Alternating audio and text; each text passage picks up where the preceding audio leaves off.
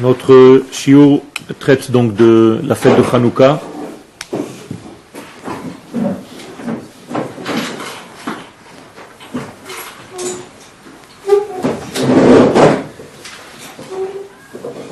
Nous avons rappelé la fois dernière, la fois précédente, que le Midrash nous enseigne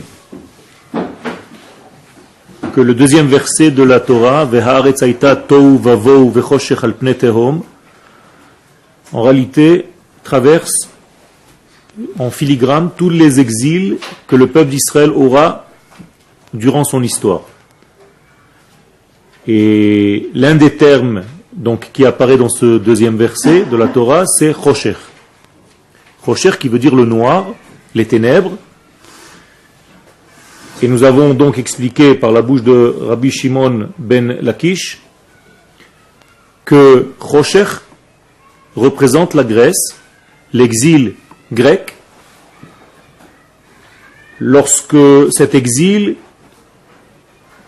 a lieu dans la terre d'Israël, sur la terre d'Israël, en laissant le temple de Jérusalem et en réalité en essayant d'une manière vicieuse d'annuler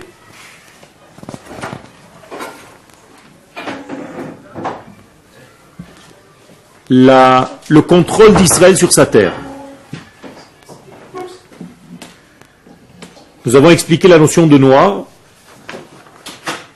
qui aveugle et donc qui éteint la sagesse, qui éteint le degré du peuple d'Israël. Et je vous propose de continuer. Vehine, hine haor ve'achoshech, hem remez leshtei tfisot olam. Donc, la lumière et le noir ne viennent pas ici indiquer seulement la lumière et le noir dans le premier sens de ces notions, mais ces notions de lumière et de noir viennent enseigner deux manières d'appréhender le monde, deux manières de voir la vie. Haor, la lumière, lorsqu'on parle de lumière dans la Torah, ou remez lereya kolelet ou mekifa, c'est une vision, une capacité à voir d'une manière globale. Dans le récit de la Torah, le 25e mot de la Torah, donc Bereshit, Bara, Elohim, Et, Hashamayim, Ve'et, Haaretz, Ve'aretz, Hayta, Tohu, Vavou, Vechoshech, Al, Pnei, Tehom. Vayomer Elohim, Yehi, Or, Vayehi, Or. 25. Le mot Or apparaît en 25e position. Quelle allusion, petite allusion à Hanouka, qui est le 25 du mois de Kislev. Ça veut dire que la première lumière dans le monde apparaît dans le 25e mot de la Torah, après justement cette partie de noir. Non, parce qu'il y a Or, Vaï, Or. Oui, mais le premier Or. Okay. Le premier. Or Aganouz. Okay. Je comprends pourquoi la lumière c'est de manière globale. Parce que lorsque tu vois, regarde maintenant il fait jour, tu vois tout. Tu vois ce qui est proche et ce qui est loin. Alors que lorsqu'il fait nuit, tu vois ni l'un ni l'autre. La seule chose que tu peux toucher, quand il fait vraiment, vraiment noir, noir, noir, c'est toi-même. C'est les choses que tu tiens dans ta main. Autrement dit, dans le noir, dans l'extinction de la lumière, tu es avec toi-même, avec les choses qui te sont très, très, très proches. Lorsque la lumière est claire, tu vois les choses et tu peux voir d'une manière globale. Et pourquoi le 25 de Kislev alors? Parce que le 25 de Kislev, c'est une allusion que dans l'histoire du peuple juif, un jour, le 25e du mois de Kislev, va réapparaître la lumière qui s'était en réalité cachée dans la création du monde. Et cette lumière, bien entendu, est apparue grâce à cette fête de Hanouka. Et c'est pour ça que les Chachamim nous disent que cette lumière, en réalité, c'est la lumière qui a été cachée, qui a été rassemblée, qui a été archivée par Akadosh Baruch Hu pendant la création du monde, parce qu'il ne voulait pas encore la dévoiler. On l'appelle donc Or Haganouz, la lumière cachée, Gniza, on l'a mise dans une archive, et on attend de la sortir un jour dans l'histoire. Et elle est sortie, effectivement, à Hanouka, à la période du miracle, mais La nouveauté, c'est qu'elle sort à chaque Hanouka de nouveau. C'est-à-dire, à chaque fois qu'on approche de 25 Kislev de l'année, la première fois que vous allumez la première bougie de Hanouka, en réalité, vous faites apparaître cette même lumière première qui a été donc cachée. Ken. C'est la même lumière qui a été enlevée après la faute de la maréchale? Ken, c'est la même lumière. Ken. Le 25, c'est le miracle de la bougie ou c'est le miracle de la guerre? C'est au moment où ils sont rentrés au temple, c'était le 25 Kislev. Et c'est en même temps que le premier miracle s'est passé parce qu'ils ont rallumé en fait. Ken. En fait, c'est une période foncière qui peut être que mauvaise si on doit mettre de la lumière pour s'éclairer en fait. Pour éclairer, Je ne comprends pas ta question, sois clair. c'est une période mauvaise en fait. C'est une période qui est noire. C'est pas une période mauvaise, c'est une période où la lumière est cachée. Et donc, où notre rôle, c'est de révéler la lumière. C'est-à-dire, quand la lumière est cachée, effectivement, qui apparaît? L'écorce. L'écorce, c'est-à-dire la clipa, l'élément qui vient cacher la lumière. Si je dévoile cette lumière, la partie extérieure se remet en réalité à son véritable niveau. J'explique. L'exil de Grèce a causé quelque chose de très grave dans le judaïsme. C'est qu'il a déconnecté, c'est comme s'il a enlevé l'essence même de notre Torah. Il n'était pas contre la Torah, mais la Torah au niveau de son extériorité, de sa façade, de sa facette externe. Mais il a enlevé, cet exil voulait tenter d'enlever la neshama de cette Torah. Autrement dit, de faire de la Torah un élément humain et pas un élément divin. Ça veut dire que la Torah n'est pas une prophétie. La Torah, c'est juste une sagesse. On ne sait pas trop d'où elle est arrivée. C'est le peuple d'Israël qui a offert une nouvelle sagesse au monde. Et nous, les Grecs, on est très très contents de ce don. On va d'ailleurs utiliser cette Torah, on va la traduire en grec et on va la mettre avec les autres livres de philosophie que nous avons déjà.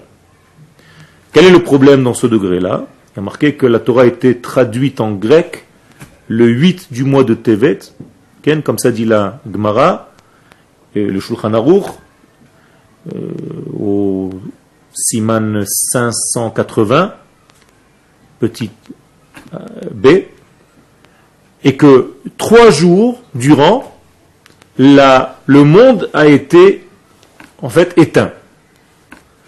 3 jours, il y a eu le noir dans le monde, lorsque la Torah fut traduite en grec. Pourquoi? Tout simplement parce que quand tu traduis quelque chose, tu traduis en réalité que la face extérieure. Tu ne peux pas traduire le sens profond. Donc on va prendre un mot, on va le traduire. Donc ça peut te donner n'importe quoi. C'est comme si tu prenais un texte et tu le traduisais avec un programme d'ordinateur. Et tu perds en réalité le sens profond de ce texte. Or la Torah ne peut pas se traduire. Ne serait-ce que le premier verset, Bereshit bara Elohim et hashamayim vet haaretz. Comment tu peux traduire ça? Tu peux pas dire au commencement Dieu créa le ciel et la terre. C'est faux. C'est déjà une fausse traduction. Parce que Bereshit ne veut pas dire au commencement. Il y a plein d'explications. Alors comment tu peux faire? Donc la Torah ne peut pas se traduire en aucune langue. C'est pour ça que sans arrêt que je vous dis, le fait de parler en français, c'est déjà une trahison. Traduction égale trahison. On ne peut pas. Donc à chaque fois, il faut revenir à l'hébreu. Il y a des gens qui ont le plaisir d'étudier la Torah dans une langue étrangère à la Torah elle-même. C'est pas possible. La Torah, c'est un langage du divin, béni soit-il. C'est avec cette Torah qu'il a créé le monde. C'est avec des codes, des paroles, des mots, des lettres, des verbes collés au Créateur lui-même en hébreu. À partir du moment où tu parles cette Torah extérieurement, tu as en réalité déconnecté la face extérieure de sa neshama. Donc regardez dans le mot Yevani, il y a le mot Chitzon. Chitzon qui veut dire extérieur. Donc enlève le mot Yevani dans le mot Chitzon, il te reste Chatz. Chatz Yavan. Chitzoni, Chatz Yavan. Qu'est-ce que ça veut dire Chatz Yavan? Chatz en hébreu, c'est la racine du mot Chatzitza. C'est-à-dire séparation, obstacle, écran. Donc moralité, la graisse vient faire un écran entre le chitzon, entre l'extériorité et l'intériorité. Et c'est pour ça que vous pouvez maintenant faire attention de ce qu'on dit dans le Alanissim. Qu'est-ce qui est marqué dans l'Alanissim? Alanissim, vala purkan, vala gvurot, vala teshuot, she'asita l'avotenu, ken, bayamim ahem, bazman hazeh, bi'ime. Alors, à Purim, on dit Mordechai et Esther. Kohen Gadol, Trashmonai ou Banav, ta ta ta ta ta ta ta. Et qu'est-ce qui a marqué là-bas? Les shakecham mitoratecha. Ça veut dire les shakecham mitoratecha. Leur faire oublier, tu as raison, c'est la même racine que le mot noir, rocher. Et shichecha, c'est l'oubli. Donc l'oubli et le noir, c'est la même chose. Quelqu'un qui a un trou noir, c'est qu'il a oublié. Mitoratecha. De quoi? De ta Torah à toi, Kadosh Baruch Hu. C'est-à-dire, tu leur laisses leur Torah à eux. Laisse-leur une Torah logique. C'est ce que voulaient les Grecs. Laissez aux enfants d'Israël une Torah logique, une Torah cartésienne, une Torah de la logique humaine, mais enlevez-leur la Torah divine. Donc le texte est très très précis. Le Shakecha mi Torah techa, pas meha Torah. Il n'y a pas marqué le faire oublier la Torah. Enlevez l'intériorité de la Torah de l'étude. Autrement dit, enlevez la partie cachée de la Torah, empêchez le peuple juif d'étudier le secret. Mais non, parce qu'ils ne les ont pas forcés à étudier leur texte grec. Ça n'a aucun rapport. C'est une influence. Parce que quand ils ont traduit le texte en grec, c'était peut-être pour eux. Non, c'est pour le monde entier. C'est pour faire en sorte que la Torah devienne encore une sagesse dans le monde. C'est un texte qui nous plaît. Mais comme ce sont des Grecs qui n'ont pas approfondi le texte de la Torah, ils ne savent pas les secrets qu'ils cachent. Donc qu'est-ce qu'ils ont fait? Ils ont enlevé la partie secrète en fait. Ils ont pris que la partie extérieure. C'est comme s'ils avaient volé un roi, mais ils ont jeté le roi et ils ont volé les vêtements. Donc en réalité, qu'est-ce qu'ils ont pris de la Torah? Que les vêtements. Mais non, parce qu'ils n'ont pas jeté le roi justement. Mais bien sûr qu'ils le jettent. Quand tu traduis, tu jettes le roi. C'est ce que je viens d'expliquer. Mais non, parce que je comprends pas, ils n'ont pas... Quand tu traduis un texte... Ils n'ont pas jeté la Torah, ils l'ont traduit pour... Encore une fois. Mais ils n'ont pas forcé qu'on étudie ça ou... Encore une fois. Quand tu traduis un texte et que tu traduis sa partie superficielle, parce que tu n'es pas capable de traduire sa partie intérieure, c'est comme si tu avais jeté l'intériorité, donc le roi, et tu as pris que son vêtement. Oui, mais ça c'est pour eux. Non, c'est pour le monde entier, c'est pour l'univers, puisque les Grecs maintenant dominent le monde et ils veulent que leur sagesse soit une sagesse étudiée par tout le monde. Si tu n'es pas grec, tu n'existes pas en fait. C'est ça l'exil grec. Donc tout le monde, à partir de maintenant, va utiliser même cette Torah, on est d'accord, mais avec sa phase superficielle extérieure. On va enlever sa neshama. En fait, ce qu'ils ont fait des Grecs, ils ont fait un instrument qui n'était pas pour eux. Ils ont utilisé un instrument qui n'était pas du tout pour eux, et non seulement ils l'ont pris pour eux, mais ils l'ont pris en plus en le déconnectant de sa partie divine. Quel? Vous pouvez revenir sur le mot archive que vous avez donné? Archive, c'est ganouz. Quel? Ganouz, c'est la gniza. Je ne vais pas rentrer maintenant dans tous les degrés. Bet gnazai, ça revient, c'est un terme qui revient dans la Gemara. La Gemara nous dit, dans le traité de Shabbat, matana tova yeshli bet gnazai ve Shabbat shema. J'ai un cadeau dans bet gnazai, dans la maison de mes secrets, dans mes archives secrètes. Et ce cadeau s'appelle Shabbat. Peu importe. Qu'est-ce que ça veut dire? J'ai utilisé le mot secret, donc une chambre secrète. Donc cette lumière, qui a été utilisée par le premier homme, durant toute la première journée de sa création, quel jour fut créé le premier homme? Le 6e jour de la création, on est d'accord? Juste à l'entrée du Shabbat. Cette lumière lui a servi en fait de la mi-journée, puisqu'il a été créé donc de la mi-journée, il s'est servi de cette lumière pendant 12 heures. Jusqu'à Shabbat 24 heures, donc 12 plus 24, 36. Ça veut dire que cette lumière a servi dans le monde 36 heures, puis Akadosh Baruch Hu l'a caché. Jusqu'à Motzai Shabbat. Motzai Shabbat, Akadosh Baruch Hu a caché cette lumière. Ces 36 heures sont représentées aujourd'hui par les 36 chandelles. C'est de là que vient l'expression, les 36 chandelles. Mais en réalité, les 36 lumières que nous allumons à Hanouka, ce sont une référence aux 36 heures que cette lumière qu'Akadosh Baruch Hu a finalement cachée a servi dans le monde. Et chaque année, à Hanouka, nous revenons, nous redévoilons ces 36 lumières par nos bougies. Bien entendu, ce compte est bon lorsqu'on enlève le shamash. Ok? Sinon, avec le shamash, ça arrive à 40, non, 44. D'accord? Quel? Est-ce que quand Dieu a mis ces 36 heures d'obscurité, on peut apprendre de lumière? Est-ce qu'on peut apprendre de l'obscurité? Est-ce qu'on a quelque chose à apprendre de l'obscurité? Oui. Qu'est-ce que nous devons apprendre de l'obscurité? Qu'est-ce que nous devons faire pendant les périodes obscures de notre existence? Eh bien, à déceler les petites lumières. Pourquoi? Parce que quand tu as une forte lumière, imagine-toi maintenant que j'éclaire cette pièce avec une très très très forte lumière. Tu ne pourras plus voir les nuances entre les choses. Tout va être tellement fort que tu vas perdre en fait la notion de nuance. On est d'accord ou pas? Tu tues les nuances, tu tues les reliefs. Tout est aplati par la grande lumière. Qu'est-ce que Akadosh Baruch Hu fait? Il diminue l'intensité de la lumière, presque à faire du noir. Et dans le noir, chaque petit degré éclaire. Tu allumes une allumette dans la nuit, on dirait qu'est-ce que tu as fait? Tu allumes une lumière en plein milieu du soleil, personne ne fait attention à cette allumette. On est d'accord? Ça veut dire que les moments où il fait un petit peu sombre dans ta vie, utilise ces moments-là pour quoi faire? Pour trouver les nuances, les petites nuances que tu as dans ta vie. Parce que tu vas pouvoir les voir réellement. Quand vous éclairez un tableau, que vous l'éclairez trop fort, ça massacre toutes les couleurs, on ne voit rien. Toutes les couleurs disparaissent. Elles s'aplanissent. Quand vous mettez un éclairage subtil, très très très très fin, mais toutes les couleurs ressortent. D'accord? Mais justement, c'est dans le milieu, tu n'arrives pas encore à voir, il faut diminuer la lumière et laisser à l'homme la place de chercher dans le noir. L'exemple clair, classique, c'est pendant les 3 jours de ténèbres en Égypte.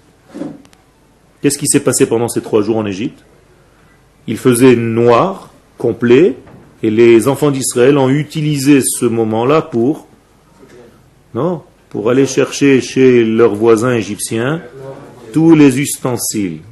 Alors pourquoi les sages nous disent c'est quoi cette histoire-là? Ils ont utilisé ces 3 jours de ténèbres pour aller voler? Non. Ce sont des choses qu'ils ne voyaient pas quand il faisait jour. C'est-à-dire, il y a des choses que tu n'arrives pas à voir dans ta vie quand il fait trop jour. Quand tu es trop éclairé, tu ne vois plus rien. Pourtant, chez eux, c'était l'obscurité. Chez qui, chez eux? Oui, mais c'est pour ça qu'ils allaient chez les Égyptiens. Mais ils voyaient, eux. Qui? C'est ce que je dis. Pendant ces 3 jours de ténèbres, avec le ténèbre très très fort chez l'Égyptien et la manière de voir du juif malgré ces ténèbres, il pouvait voir les nuances. Et donc, faire un tri et sortir tout ce qui appartient à Israël. C'est comme si seulement les éléments qui appartiennent au peuple d'Israël étincelaient. Et il se disait, voilà, si tu prends ça, et tu prends ça, et tu prends ça, et tu prends ça. Ça veut dire que ça m'appartient, mais il fallait diminuer la lumière pour que je le voie. On va utiliser cet exemple dans notre vie courante. Quand tu es dans une période un petit peu triste dans ta vie, ou malade, ou chas v'shalom dans un degré où ta lumière est un petit peu éteinte, tu es fatigué. Alors qu'est-ce qu'il faut faire pendant cette période-là? Utiliser ces moments-là pour fouiller à l'intérieur de ta personne, de ton être, où sont les éléments que tu as un petit peu perdus, que tu n'as pas verbalisé, que tu n'as pas décodé. C'est pour ça que le mot maladie vient du mot que tu as du mal à dire. C'est les choses que tu as du mal à dire normalement. Donc c'est la maladie. Et au moment où tu vas être malade, tu vas dire ces choses. Et c'est pour ça que vous entendez souvent des malades qui, lorsqu'ils étaient en bonne santé, ils s'en fichent complètement de tout. Et dès qu'ils sont malades, tu les vois, ils deviennent sérieux. Tu sais, j'ai beaucoup réfléchi. C'est pas par hasard si j'ai ça maintenant, j'ai changé d'optique, je suis en train de voir la vie d'une autre manière. C'est vrai, non? Pourquoi ça se passe comme ça? Parce que la maladie a ouvert sa bouche et maintenant elle dit. C'est-à-dire que le malade commence à ouvrir le verbe et il commence à dévoiler ce qui était mis un petit peu dans la cave lorsque la lumière était grande. Il était tellement dans le niveau supérieur. Okay? en exaltation, qu'il ne voyait pas ces nuances et ces vérités et ces valeurs de la vie. Alors quand tu commences un petit peu à tomber, quand tu as une petite gifle, des fois de temps en temps, une petite remise en question, tu commences à réfléchir et tu te dis finalement, il y a plein de petites nuances que je n'ai pas vues. Ok? Et c'est à ça que ça sert. Ok? Dans la réflexion, on disait que la lumière qui nous permettait de voir cette fameuse lumière d'un bout à l'autre de l'univers. Oui. C'est ce que vous avez- C'est exactement ce que je suis en train de dire. C'est pas une lumière physique. Voir du bout à l'autre de l'univers, tu comprends bien que c'est pas Batman ou Superman, Ken, qui sort des rayons laser de ses yeux. Ken, je parle d'une lumière qui te donne une sagesse de pouvoir voir ce qui va naître de ton acte d'aujourd'hui. C'est ça, voir du début à la fin. C'est-à-dire qu'avant d'agir, je réfléchis. Et je suis sage maintenant. J'ai cette lumière cachée en moi qui me permet de voir que si je fais ça, eh bien ça va donner comme conséquence ça. C'est ça, voir du début à la fin. D'accord? Comment comprendre dans ce cas-là de Maréchal, si lui-même il comprenait, s'il y a grâce à cette Quel? lumière, qu'est-ce qu'il a voilé pour le... Ce qu'il a voilé, c'est une autre question, ça ne fait pas partie du cours d'aujourd'hui, mais c'est une pénétration de l'influence du serpent, c'est-à-dire une curiosité qui n'était pas de son monde et il est descendu. Alors, permettez-moi de continuer le texte, sinon on ne va jamais avancer. Donc, Sheharek sheyesh or, ro'im gam lemerachok. Donc la lumière nous permet de voir aussi de loin. Ou be'ota re'iya, me'achdim et kol hanimtza svivenu. Et donc cette vision nous permet de faire le lien entre tout ce qui se passe autour de nous. C'est-à-dire je visualise, grâce à cette lumière, tout ce qu'il y a autour de moi. Le umadzot, face à cette lumière, vient le noir. Chosher. Makpi et Adam. Qu'est-ce qu'il fait, le noir? Il paralyse l'homme. C'est comme s'il le congelait. Dès qu'il fait nuit, vous avez un moment d'hésitation, vous ne bougez plus. Imaginez-vous maintenant que tout s'éteignait, chas v'shalom, que le soleil s'éteint, que tout s'éteignait, on ne bouge pas une seconde, on se demande qu'est-ce qui s'est passé. Okay? Et donc l'homme est figé sur place, c'est-à-dire que son existence s'est réduite complètement à sa personne. Il est bloqué dans son personnage lui-même. Vehu meshader trusha shel hafrada. Donc il est complètement déconnecté de tout ce qu'il y a autour de lui. Donc il est plus capable de bouger même. Mikola sovev et Adam, il est paralysé parce qu'il est en train de tâtonner, il se demande ce qui est en train de se passer. Et encore, son degré de recherche commence quelques secondes plus tard, parce que le premier degré, c'est une paralysie. Donc il va essayer de savoir où est-ce qu'il est, où est-ce qu'il se trouve, est-ce que la lumière va revenir. Donc il a quelques secondes d'annulation de l'être. Donc le noir cause une vision individualiste de l'existence, c'est-à-dire il n'y a que moi, je ne ressens que moi maintenant, j'entends à filo ma respiration, je me fais peur, il n'y a plus rien autour de moi. Donc il y a une séparation avec tout ce qui m'entoure. Est-ce que vous comprenez ces notions? Le noir éteint la vision de l'autre. Il n'y a plus l'autre. Il n'y a que moi. Donc je ne vois plus loin que le bout de mon nez. C'est l'expression. Pourquoi? Parce que mon nez, c'est encore moi. Mais au-delà de mon nez, je ne vois plus personne. Donc je deviens égoïste. Donc, quand vous entendez noir, ne pensez pas seulement à l'extinction de la lumière électrique. Pensez à égoïsme. Pensez à individualité. Pensez à moi et plus personne d'autre. Donc, ben kol chelka metziut, puisqu'il n'y a plus rien qui existe autour de moi. Que je n'arrive plus à palper, à regarder, à quoi que ce soit, je ne bouge même plus. Il n'y a que moi et moi. Vezes sod agdarat ha-Zohar. Et c'est comme ça que le Zohar exprime le monde du noir, le monde de la nuit. Qu'est-ce qu'il appelle ça? Alma de Pirouda. Je traduis, si en araméen, un monde de séparation. Alors, n'existe que ce qui est là avec moi maintenant. Je suis séparé, déconnecté de tout le reste. Et moralité, imaginez-vous que j'arrive à toucher ce stylo dans le noir. Donc je le prends dans ma main, je ne le lâche plus.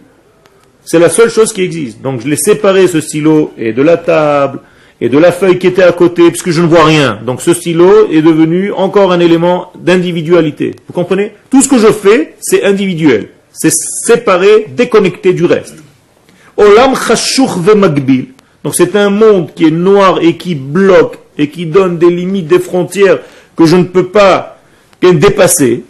C'est pour ça que dans le texte de l'Égypte, des 3 jours de ténèbres, je vous ai rappelé la semaine dernière qu'il s'agissait, donc l'Égypte là-bas est marqué Veloraou ish et achiv. Traduction littérale. Un homme ne voyait pas son frère. Vous comprenez ce que ça veut dire? Ça veut dire que tu es incapable de voir ton frère. Tu n'as plus de frère. Tu n'as plus personne. Tu n'as que toi. Tu es seul. Tu es individualiste. Tu es devenu un égoïste. Tu ne penses qu'à toi. Et c'est ça le rachat. C'est ce qui s'est passé en Égypte. C'est-à-dire que l'extinction de la lumière en Égypte, ce n'est pas une extinction de la lumière électrique ou des bougies qu'ils avaient ou qu'ils n'avaient pas. C'est une référence, c'est ce que la Torah vient nous montrer, c'est qu'il est ressorti en réalité ce qu'ils étaient dans leur personne. Tous des égoïstes. Et dans le moment de l'examen réel, on a vu leur égoïsme. Quand est-ce que tu vois que quelqu'un est égoïste? Lorsque tu as vraiment besoin de lui. Lorsque tu es dans un moment où il fait un peu noir, où tu es dans une angoisse, où ta lumière s'est un peu éteinte, et là tu vois si tu es capable de donner à l'autre ou pas. Quand est-ce qu'on allume les lumières de Hanouka? Quand la nuit tombe. Donc on fait la réparation de ce degré d'égoïsme. Et où est-ce qu'on allume la Hanoukia? Vers l'extérieur. Donc on fait encore une fois la réparation, c'est-à-dire je suis là pour éclairer même les autres. Je ne suis là pas que pour moi-même. Je suis là aussi pour éclairer mon ami. S'il a une perte, s'il a un manque de quelque chose, je suis là pour compléter, pour éclairer sa vie, pour lui redonner le moral, l'envie de continuer. Okay. Ça vaut comme ça pour la menorah dans le Beth Amikdash. Exactement. La menorah au Beth Amikdash, c'est la source de laquelle nous allumons nos petites ménorotes de Hanoukia. D'ailleurs, pourquoi nous allumons la Hanoukia? Parce qu'au Beth Amikdash, on a allumé la lumière, une fois de plus. Cette lumière-là, elle devait diffuser dans le monde. Elle devait Tout à fait. Mais le problème, c'est que lorsque les Grecs sont venus, ils ont rendu impur quoi? L'huile. Ça veut dire quoi? Regardez maintenant ce que je vous ai dit tout à l'heure. Ils ont pris l'essence, l'huile, l'intériorité. Comment on dit en hébreu l'huile? Shemen. C'est la même lettre que Neshama. Et que le chiffre Shmoné, 8. Vous vous rappelez que 8 c'était l'infini. Vous vous rappelez? Donc en réalité, ils ont pris l'infini, ils ont pris la Neshama, ils ont pris le chiffre 8, ils l'ont volé, ils l'ont rendu impur. Qu'est-ce qu'ils ont laissé? Non. Ils ont laissé que les ustensiles vides. C'est comme ce que je vous ai dit tout à l'heure. Ils ont enlevé la Neshama de la Torah et ils nous ont donné un texte. Comprenez? Quelqu'un qui ne comprend pas le secret de la Torah et qui ne comprend que le sens premier de la Torah, en réalité, il se déconnecte lui-même de la partie nishmatit de la Torah, de l'âme de la Torah. Et c'est pour ça que nous avons le devoir à notre génération d'étudier aussi les profondeurs de la Torah. Et vous êtes à mon avis, à vos âges, dans pratiquement la seule yeshiva au monde où on étudie ces secrets. Parce qu'à l'extérieur, on interdit d'étudier les secrets de la Torah. Alors que ici, vous avez la chance d'étudier ces secrets, bien entendu habillés. Tout ce qu'on est en train de vous dire maintenant, ce sont des secrets de la Torah habillés dans des textes du Rav Kook, dans des textes du Gaon de Vilna, dans des textes du Maharal. Tout ça, c'est les degrés de l'intériorité. Okay. En fait, ceci de la société occidentale, ça n'a plus de valeur. C'est pas qu'il n'y a pas de valeur. Il y a une valeur, mais il faut qu'on sache que nous avons une mission spéciale, nous avons un degré spécial à éclairer. Ok? Même dans l'obscurité, on est quand même rattaché à la terre. Ok. Ça veut dire que... Oui, mais tu n'es pas rattaché à toute la terre, tu es attaché à l'endroit sur lequel tu es debout. Rien n'existe en dehors. D'accord? Puisque tu ne peux même pas avancer d'un pas. Je te rappelle encore le verset en Égypte. Velo zazu ish mimekomo shloshet yamim. Personne n'a bougé de son endroit. C'est-à-dire, la terre que j'ai sous mes pieds, c'est celle qui existe, c'est tout. Je ne vois rien d'autre. Ça ne touchait que tout ce qui n'était pas Israël et qui était Égypte. Okay? Ça, c'est les enfants d'Israël qui n'ont pas voulu sortir. Alors, justement,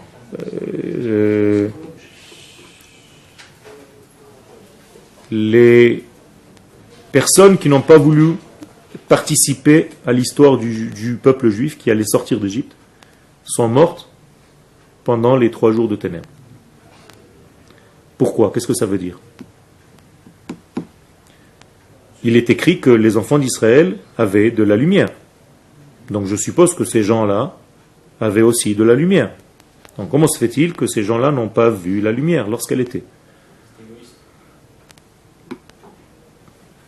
Tu as raison. C'est pas seulement un égoïsme dans le premier sens comme j'ai dit tout à l'heure, c'est tout simplement de ne pas vouloir faire partie de la destinée de ce peuple. Donc de sortir d'Égypte avec cette nation tout entière et d'atteindre la terre d'Israël. Autrement dit, ce sont des juifs qui se sont déconnectés du judaïsme, de la globalité, c'est-à-dire du peuple, qui sortait d'Égypte. Et l'histoire a continué seulement avec le peuple qui est sorti d'Égypte. Puisque tout le reste du peuple qui est resté en Égypte, c'est ceux-là qui sont morts dans les 3 jours de ténèbres. Traduction à nos jours, malheureusement, il y a des gens qui, de nos jours, ne voient pas la lumière divine, alors qu'elle éclaire très très très fort, qu'elle nous fait revenir sur notre terre, vers notre identité, vers notre langage, vers nos valeurs.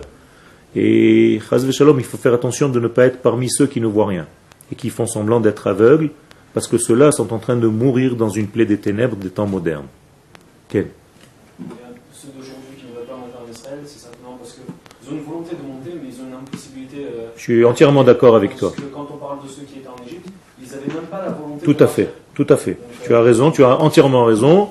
Je ne suis pas là pour, chas v'shalom, dire que tous ceux qui ne sont pas ici sont condamnés à mort, mais il faut malgré tout montrer que la lumière, qu'il y a une direction, et qu'il faut faire le maximum pour réaliser cette prophétie divine, et cette mitzvah.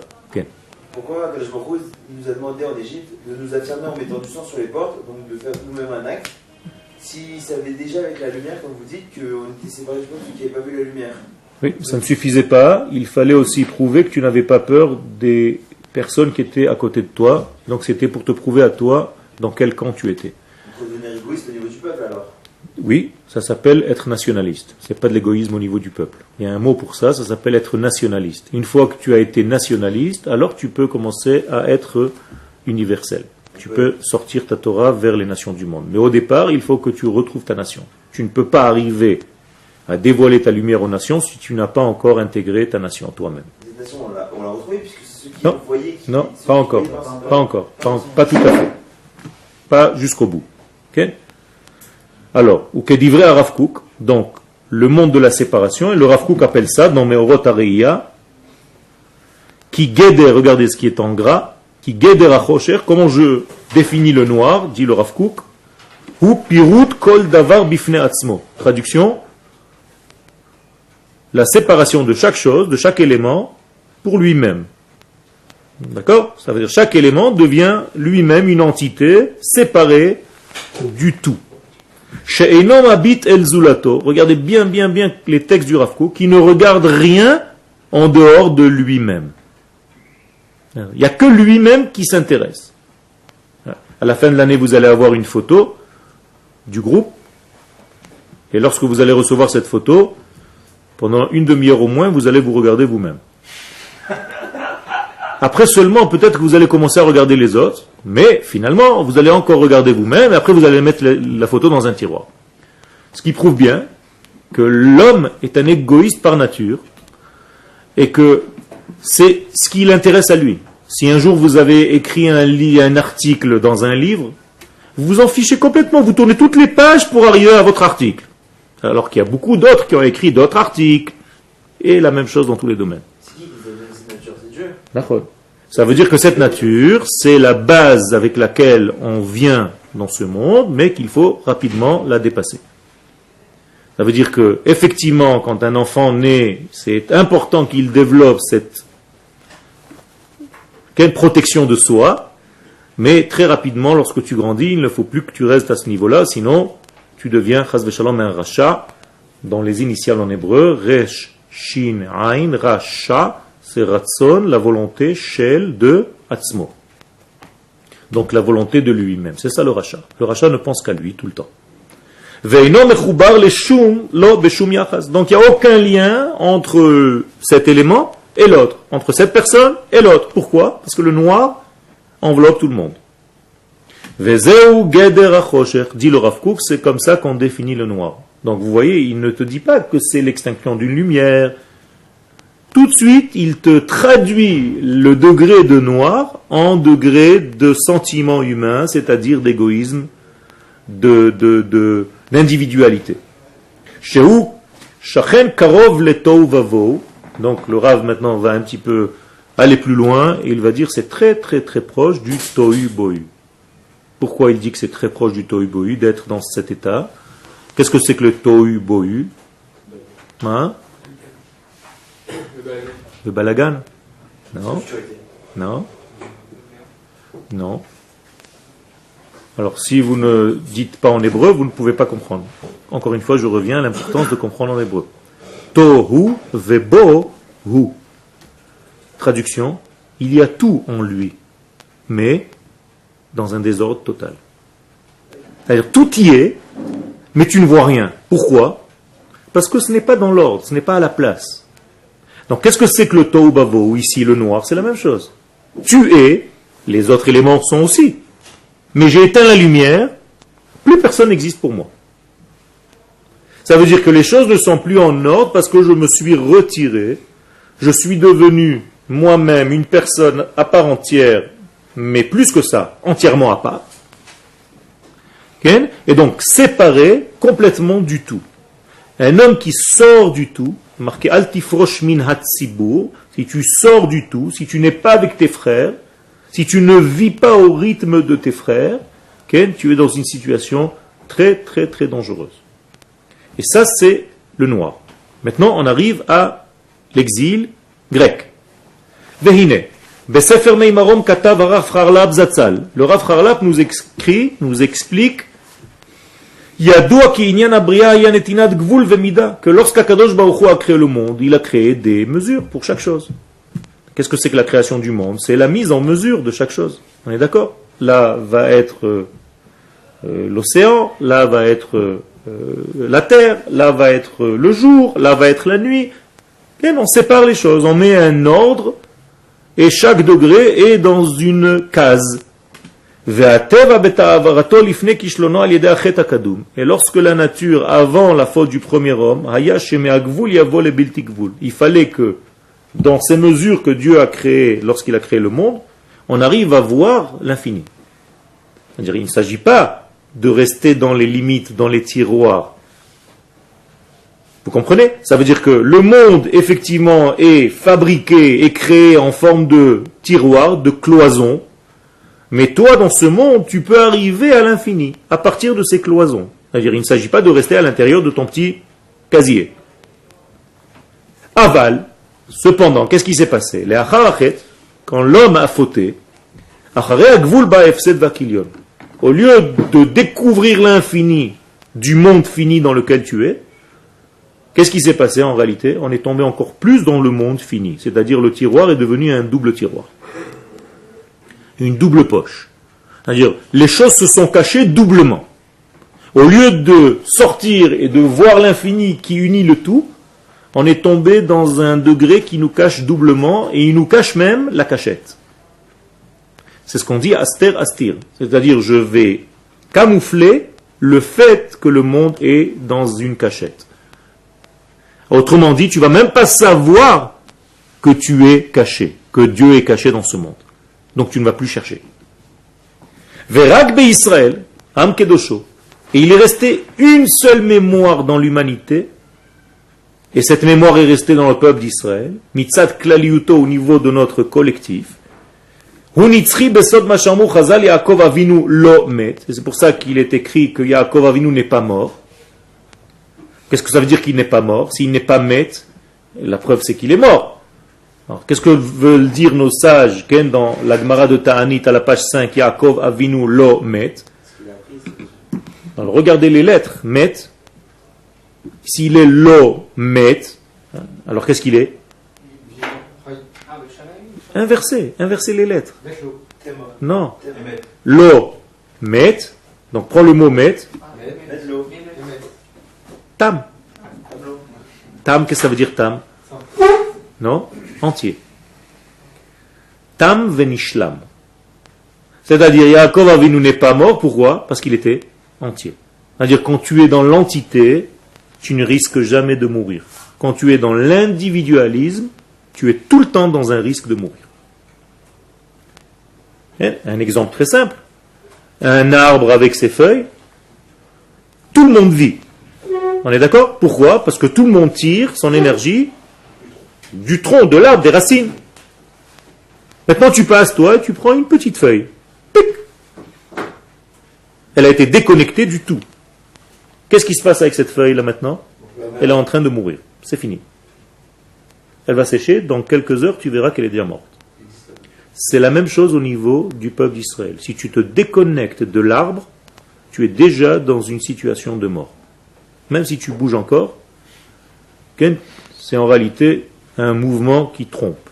C'est comme quelqu'un, Chas v'Shalom, qui met ses deux doigts dans la prise. Quelqu'un qui le regarde de loin, il se dit, il danse, il est vivant. Moi je le vois danser. Ce n'est pas réellement une véritable danse. Parce qu'après cette danse-là, il tombe par terre raide. Eh bien, il y a des gens qui en donnent l'impression de danser encore, mais en réalité, ils sont déjà morts. Mais alors, on peut très bien vivre sur l'arbre, avec le tout, sans appliquer la Torah. Encore une fois, le degré de tout cet arbre, c'est justement et la Torah et la vie en communauté, puisque la Torah nous donne une vie au niveau du klal, et pas au niveau de l'individu. Je vous ai déjà dit à plusieurs reprises. On peut trouver une vie au niveau du klal. Non, tu ne peux pas. Pourquoi? Parce que toutes les mitzvot sont des mitzvot qui sont relatives à la nation d'Israël, et ce ne sont pas... Une vie au niveau du klal, sans appliquer les mitzvot? Non. Si on reconnaît À partir du moment où tu es dans le klal, tu es déjà en train d'appliquer la loi du klal. Oui, mais donc on fait les mitzvot inconsciemment. D'accord. Tu fais déjà certaines mitzvot qui sont globales, c'est pour ça que tu es vivant. Donc ne dis pas que tu ne fais aucune mitzvah, Oui, mais ni aucune Torah. Mais il le fera. C'est la personne qui fera ça, elle le fera pas au nom de la Torah. Ça ne change rien du tout. Tu respires, et pourtant Dieu te dit continue à respirer. Et tu ne sais même pas ce que tu fais. Ça fait 1 heure que tu as oublié que tu respires. Et tu ne sais même pas comment ça marche en plus. Depuis que tu es né, tu respires. Je le fais pas au nom de la Torah. Tu le fais au nom de la vie. La Torah, c'est la vie. Non, mais quelqu'un qui ne comprend pas ça. Ah, il faut lui enseigner. C'est pour ça que tu étudies la Torah. La Torah, c'est pas un texte. La Torah, c'est la vie. Etz Chaim. C'est pas un texte, c'est pas des lettres posées sur des feuilles. Si vous avez ce niveau-là, Chas v'Shalom, vous êtes en danger. Okay? Il faut comprendre que la Torah, c'est la vie. C'est un enseignement de vie. On n'est pas là en train d'enseigner des textes. C'est des textes relatifs à la vie. Ok?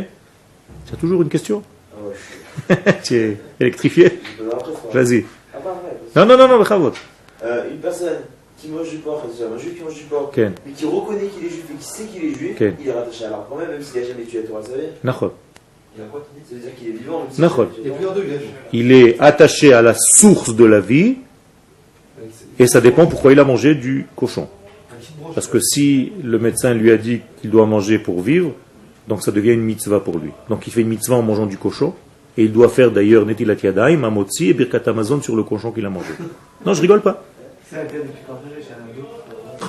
Ça veut dire que s'il a mangé du cochon, ça dépend quand. Tu jettes ça comme ça en l'air. Mais la première question, c'est quand, comment, qu'est-ce qui s'est passé? Tu comprends? Il aime le cochon. D'accord. Il peut aimer aussi, mais être dans une situation où il est obligé de le faire. Maintenant, ce que tu dis, c'est, on va dire, il le fait volontairement, pour faire... Alors, sa force est une force d'Israël, parce qu'il est né faisant partie de ce peuple, mais c'est un juif qui faute. Mais c'est un juif. C'est là. Un juif qui n'a pas fait la Brit Mila, il est juif ou pas? Il est juif, mais il n'a pas fait la Brit. Quel? Vous avez dit en fait, avec Moshe Rabbeinu, c'est ça qui était tam, qui était entier. Yaakov. Ah, c'était Yaakov. Yaakov Avinu Ishtami, Yoshev Ohalim. Donc, ולכן יכולים ישראל מתוך הגבול להגיע לבלתי גבול בסוד, גם נצח ישראל לא ישקר. Ça veut dire que le peuple d'Israël, qu'est-ce qu'il fait? Il arrive, à partir des limites dans lesquelles il se trouve, il arrive à atteindre l'infini. Qu'est-ce que ça veut dire?